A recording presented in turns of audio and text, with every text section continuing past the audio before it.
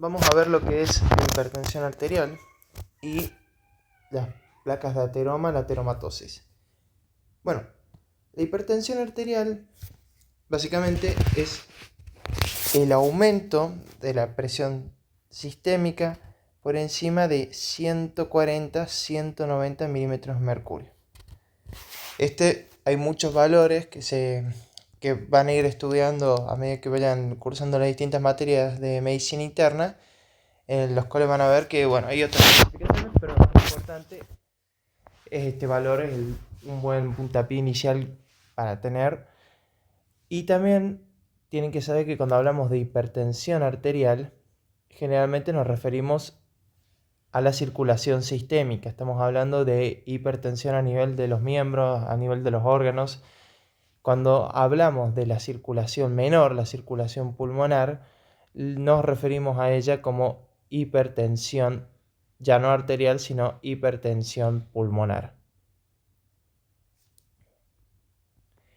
que sería otro capítulo y tiene otras implicancias, más que nada a nivel respiratorio. Bueno, la hipertensión arterial puede ser de causa primaria o secundaria. ¿Qué sería de causa primaria? La de causa primaria es cuando no podemos saber la etiología. Básicamente, la hipertensión surge y no le podemos atribuir una causa. Es en el 95% de los casos. Vamos a ver muchos pacientes los cuales tienen hipertensión y no vamos a poder diagnosticar de dónde surge esa hipertensión. Generalmente en adultos mayores son estas hipertensiones primarias. Como no sabemos la etiología, lo que sí podemos hacer es hacer una tabla de los factores de riesgo y con eso aumentar las posibilidades de hacer un diagnóstico. Nosotros sabemos que los factores de riesgo son la edad. Un paciente mayor de edad es más probable que desarrolle hipertensión. La raza, afroamericanos, son mucho más probables que tengan hipertensión. Es menos probable en asiáticos. También tenemos la obesidad, que de por sí es un estado proinflamatorio y puede llevar al aumento de la activación del sistema simpático y de la inflamación, también por las alteraciones a nivel cardiovascular, el estrés, la falta de actividad física, la dieta rica en sal. La sal, nosotros sabemos que donde hay sal, el agua viene porque tiene una función osmótica la sal. Así que si nosotros aumentamos la ingesta de sal, necesariamente estamos aumentando la carga hídrica, o sea que vamos a tener una hipervolemia. Y al tener una hipervolemia y una hipernatremia, el cuerpo responde con un aumento de la presión arterial. Y después tenemos la diabetes y el tabaquismo como otros de los factores de riesgo. Entonces nosotros vamos a tener distintos casos en los cuales un paciente tiene hipertensión y nosotros podemos llegar a aproximar nuestro diagnóstico a hipertensión arterial primaria simplemente con estos factores. O sea, decimos, no sabemos la etiología, pero es un paciente obeso que fuma y que es diabético y probablemente se trate de una hipertensión primaria. Luego tenemos las causas de hipertensión secundaria. Estas van a ser las que se presentan en pacientes que no cumplen esos factores de riesgo. Por ejemplo, un niño menor de edad, supongamos. Las etiologías son identificables. Nosotros vamos a pedir distintos estudios, como por ejemplo en una tomografía, supongamos una resonancia, y vamos a encontrar que en realidad lo que está ocurriendo es que hay una estenosis de la arteria renal. Nosotros decimos estenosis cuando se vuelve más rígida una estructura. Nosotros tenemos la arteria renal y de repente pasa a tener paredes más gruesas y eso hace que la luz, que el lumen dentro de la arteria disminuya. Entonces cuesta más que pase sangre y el riñón, que debería recibir X cantidad de gasto cardíaco, ahora no recibe esa cantidad y por ende vamos a tener un riñón que va a activar el sistema renina-angiotensina-aldosterona. Ahí voy a profundizar en esto y eso va a llevar a que angiotensina y la aldosterona aumenten la presión arterial. ¿Cómo se puede esclerosar la arteria renal? Bueno, tenemos dos causas principales. Tenemos las placas de ateroma y la displasia muscular. La displasia fibromuscular. Bueno, como ya les dije, el aparato yuxtaglomerular detecta, ¿no?, que hay menos llegada de volumen, libera renina. La renina convierte una molécula que es angiotensinógeno en angiotensina 1. La angiotensina 1 luego va a ir al pulmón para transformarse en angiotensina 2 gracias a una enzima que se llama enzima convertidora de angiotensina. Y la angiotensina 2 va a tener múltiples funciones que llevan a aumentar la presión arterial. Entonces, la angiotensina 2 aumenta la presión arterial. ¿Cómo lo hace? Por un lado, produce una contracción del músculo arteriolar, que eso ya de por sí aumenta la resistencia.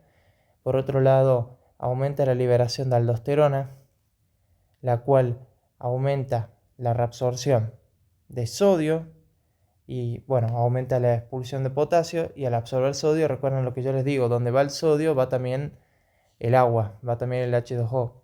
Entonces, si nosotros estamos reabsorbiendo sodio, el agua de los túbulos va a volver hacia nuestro volumen sanguíneo y por ende vamos a aumentar la volemia. Así que tenemos dos factores. Estamos, por un lado, contrayendo la vasculatura, estamos produciendo vasoconstricción, un aumento de la presión arterial de por sí, y aumentamos la volemia, estamos aumentando la presión arterial dos veces.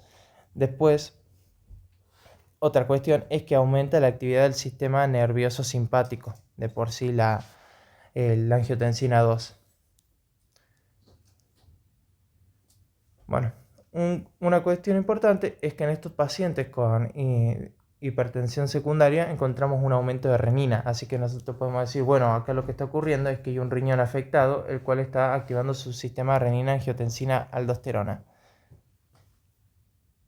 Bueno, les voy a mostrar ahora, voy a hacer un esquema así podemos entender bien lo que les estoy diciendo.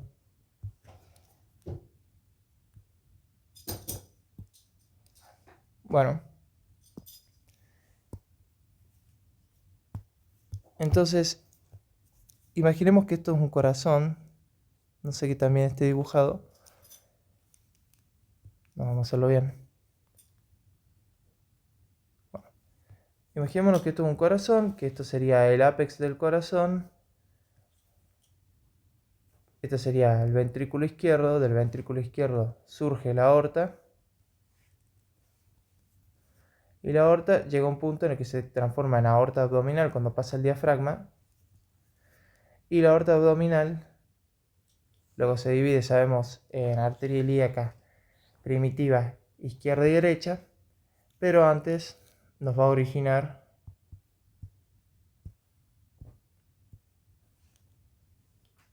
las arterias renales. Una izquierda y otra derecha. Y acá tenemos el riñón. Si nosotros a esta arteria renal lo que hacemos es disminuir el flujo que llega al riñón por una esclerosis de la misma, lo que vamos a estar ocasionando es que en el riñón la nefrona, que la nefrona está constituida por una arteriola aferente, tenemos el glomérulo y luego una arteriola eferente. Bueno, cuando llega la disminución del flujo, la disminución de la presión renal a la arteriola eferente, la mácula densa que está próxima a la arteriola eferente en el aparato yuxtaglomerular libera renina. La renina va a activar el angiotensinógeno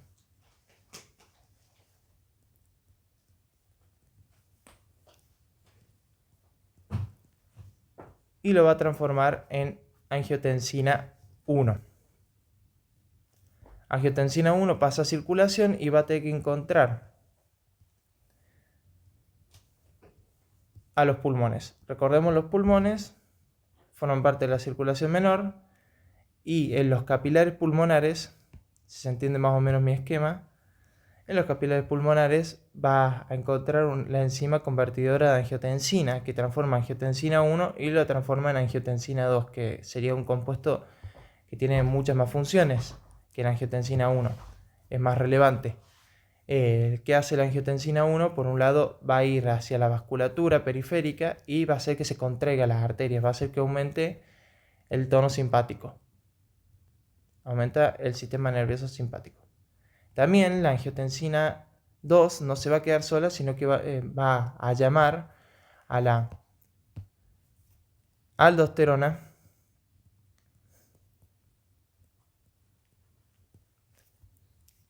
y a la hormona antidiurética, antidiuretic hormone. Esa es la razón por la cual tiene al revés, bueno, su nomenclatura, porque viene del inglés, antidiuretic hormone.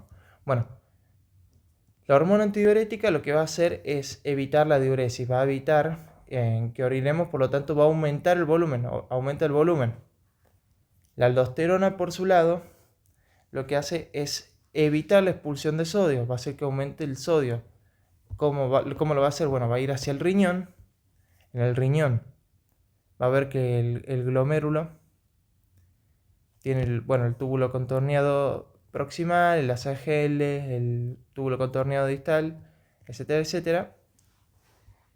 Y va a llegar la aldosterona, va a llegar a los túbulos colectores, los últimos túbulos, y lo que va a hacer es evitar, y también el distal creo que era, va a evitar en esta zona la reabsorción de sodio. No, perdón, va a evitar la reabsorción de potasio. Al revés, va a evitar la de potasio y va a aumentar la reabsorción de sodio.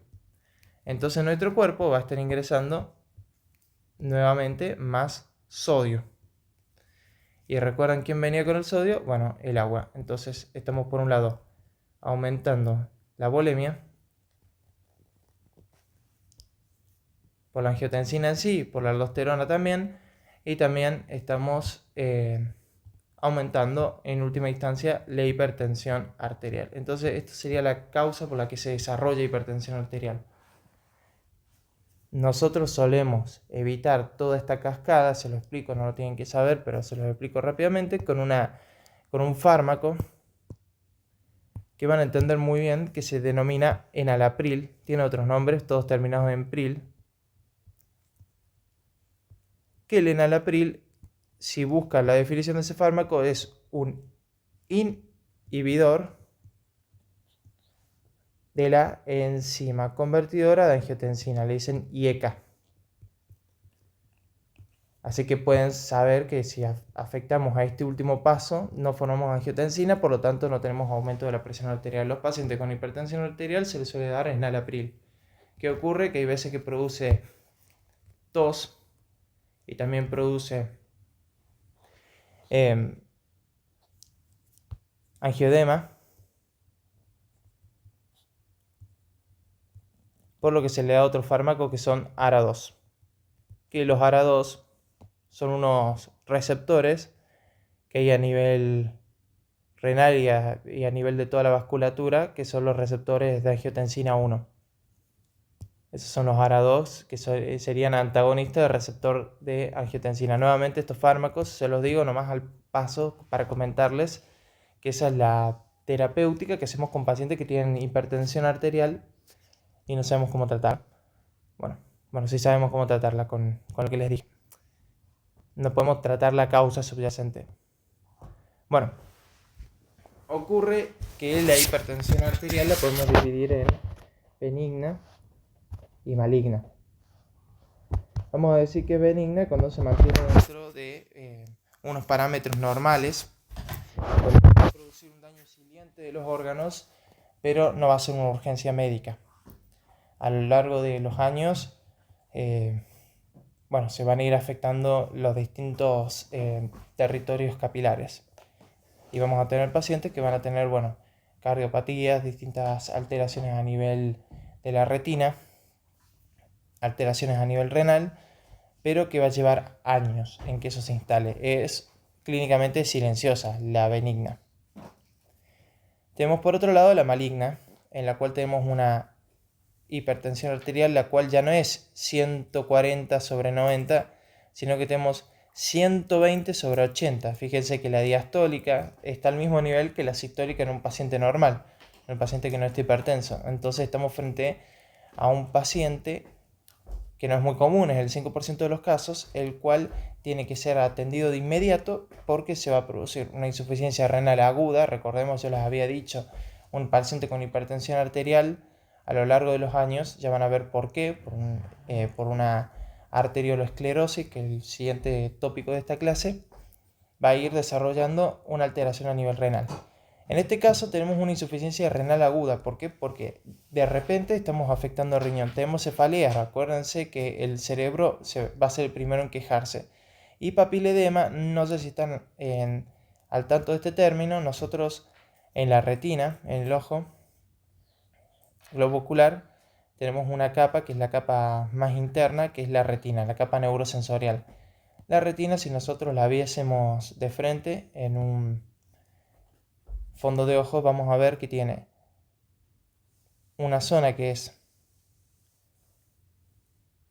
la papila, que es donde salen los vasos y donde se origina el nervio óptico, y otra zona que es donde tenemos el punto donde se focaliza la visión, que es la mácula.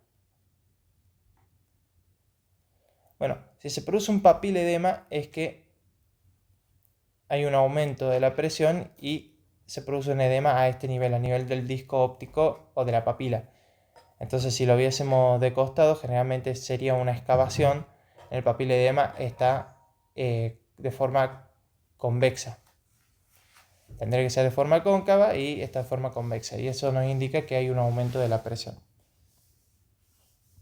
que lógicamente tiene implicaciones a nivel de la visión.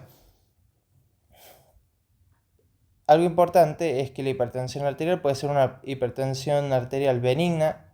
La hipertensión arterial maligna puede ser que surge una benigna que empeoró o que se origina de nuevo. O sea, tenemos un paciente que de repente debuta con hipertensión arterial maligna. Bueno, esto después lo vamos a profundizar, pero les quiero explicar cómo es que producen el daño las hipertensiones. La benigna lo que va a hacer es una arteriosclerosis hialina. Recuerden, yo les expliqué que esclerosis sería endurecimiento o engrosamiento, y arteriolo viene de arteriola. Entonces tenemos que las arteriolas a nivel renal, supongamos, van a empezar a llenarse de material hialino. Nosotros tenemos entonces que una arteriola está conformada de la íntima, de la muscular, y luego tendremos una adventicia.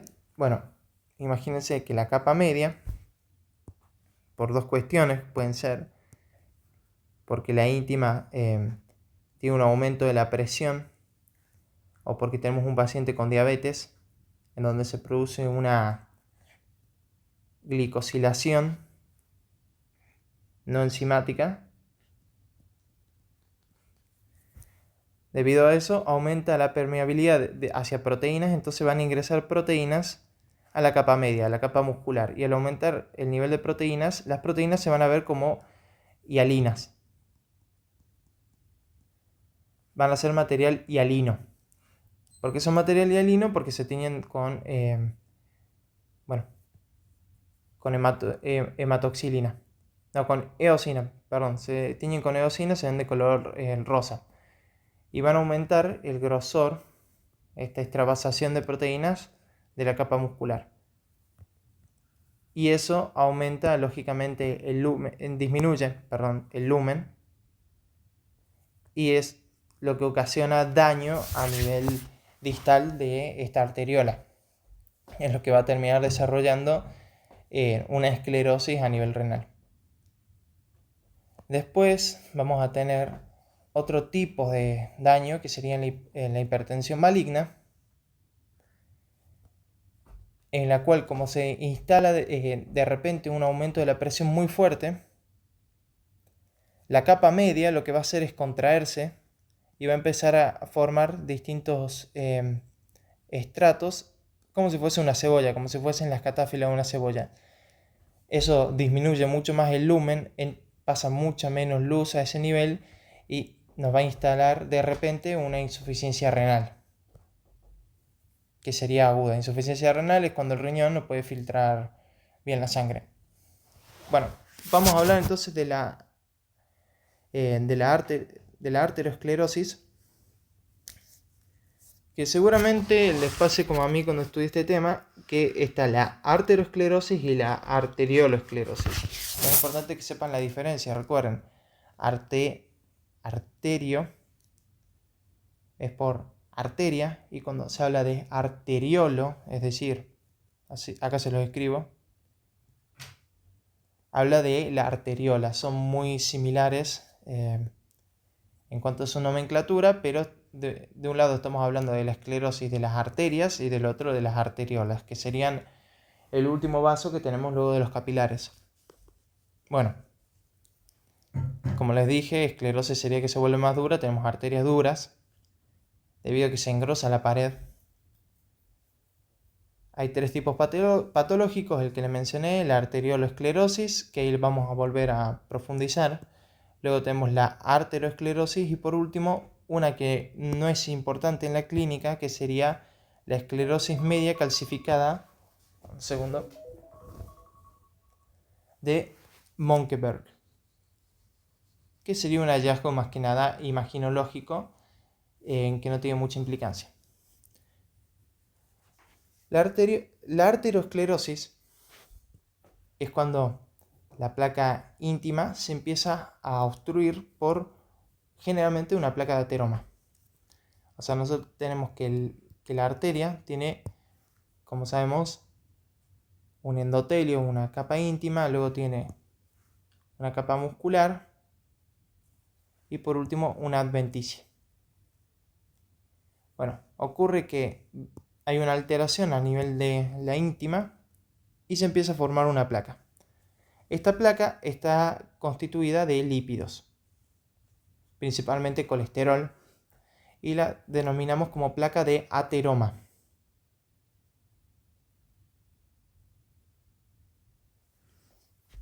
Las arterias que se van a ver afectadas va a ser la aorta abdominal, las arterias coronarias, las arterias popíteas y la carótida interna.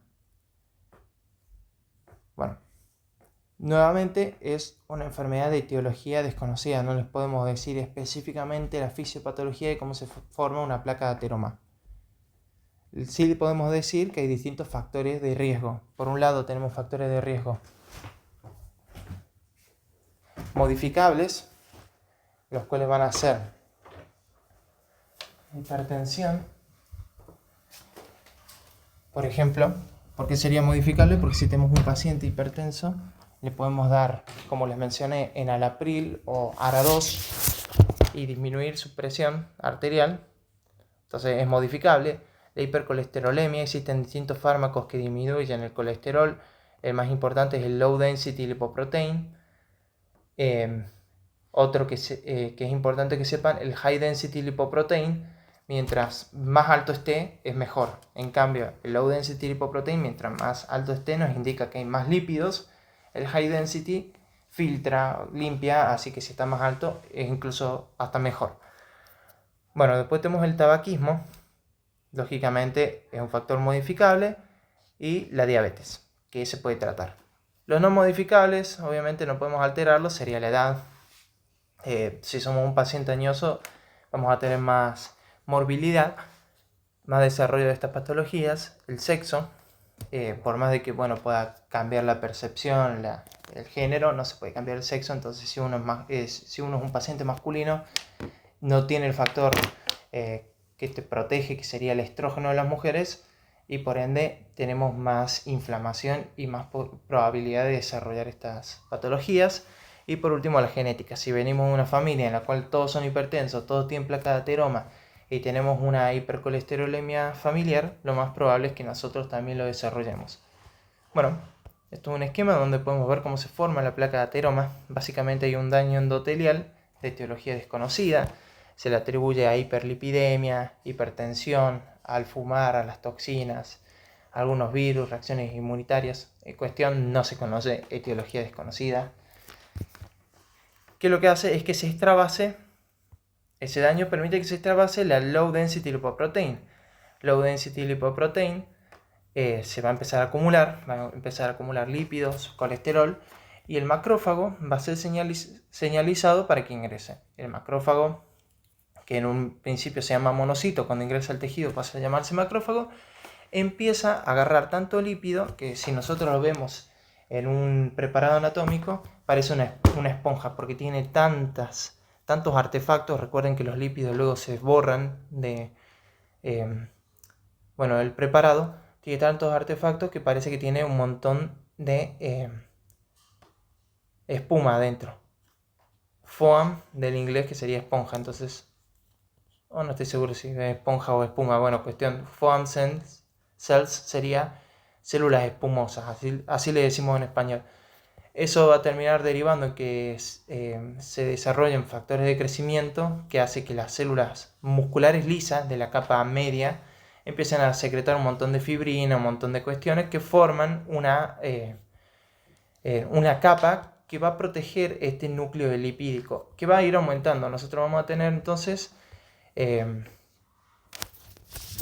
la placa de ateroma se va a ir desarrollando. En un principio va a ser una sola estría grasa, luego va a ser una placa con una capa fina y por último se puede llegar a romper. Bueno, como yo les dije, en la fisiopatología se lo voy a explicar después con un esquema. Tenemos daño endotelial, eso trae a los macrófagos. Esto es importante, no les mencioné, los macrófagos tienen unos receptores que se llaman Schamberger, que significa receptores de basura. Pueden tener receptores PAMS, que serían patrón de daño asociado a patógenos, DAMPs, que sería patrón de daño tisular, y por último están los Schamberger, que no sé si lo estoy diciendo bien, que son receptores que detectan cosa basura que hay que eliminar del cuerpo porque no sirve de nada. Se terminan transformando en células espumosas y terminan haciendo la placa. Y después se activa la matriz extracelular gracias a la proliferación del músculo liso. Bueno, acá podemos ver que en un principio van a haber estrías grasas, es decir, van a haber pequeños segmentos donde nosotros podemos decir, bueno, esto no es normal que esté acá, debería haber endotelio, hay un poco de grasa, pero no hace nada. O sea, tenemos simplemente grasa. Es algo anecdótico, no ocurre nada. Esto lo vemos principalmente en adolescentes. Luego, con el paso de los años, se va a ir formando una placa de ateroma. Esa placa de ateroma puede ser que tenga una capa que lo recubre, finita o gruesa. A la que tiene capa gruesa le decimos placa estable, es decir, hay pocas chances de que se rompa. Y la que tiene placa gruesa, hay chances de que se rompa y produzca un trombo y un émbolo. ¿Por qué es importante esto? Bueno, se deben imaginar, pero les quiero mostrar. Acá vamos a hacer una nueva nota. Les quiero mostrar qué puede ocurrir.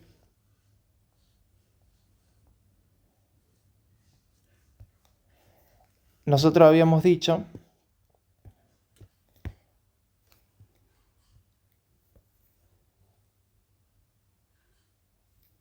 horrible mi corazón, pero avancemos nomás.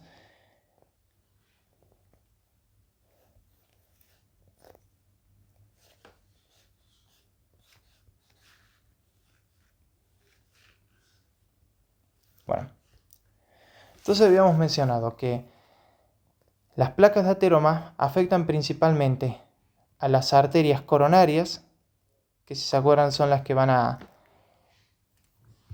irrigar al miocardio, coronaria izquierda, la derecha, que surgen de los senos de Valsalva, de la aorta ascendente. Luego tenemos que afecta a otra rama de la aorta, que son la carótida interna, las dos carótidas internas.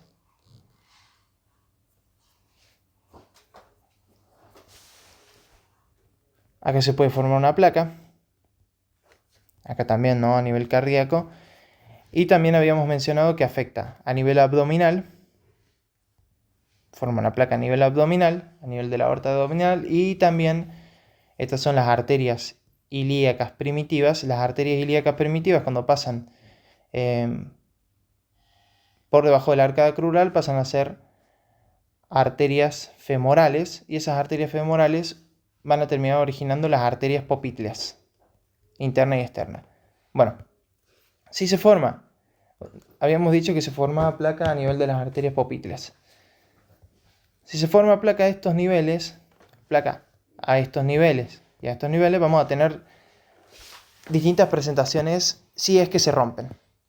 A nosotros nos va a afectar dos cuestiones: que el lumen, imaginemos que todo el lumen del vaso disminuya lo suficiente por encima del 75%, que va a producir isquemia, o que se rompa y produzca el taponamiento del mismo, que se transforme en émbolos.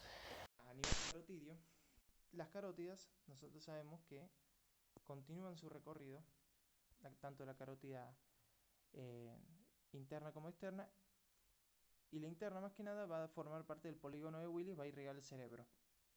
Si esta placa se rompe, tenemos más accidentes cerebrovasculares, o sea que si se rompe podemos tener un accidente cerebrovascular. Si se rompe a nivel coronario, podemos tener coronario agudo. ¿Por qué un síndrome coronario agudo? Es una forma fancy, por así decirlo, de denominarle al infarto.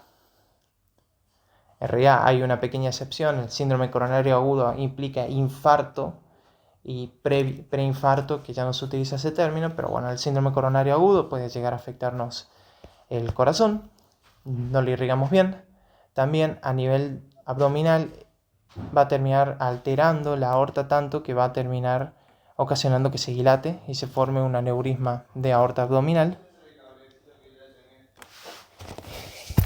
Y por último, a nivel de las placas popitlias, va a producir lo que se denomina claudicación intermitente.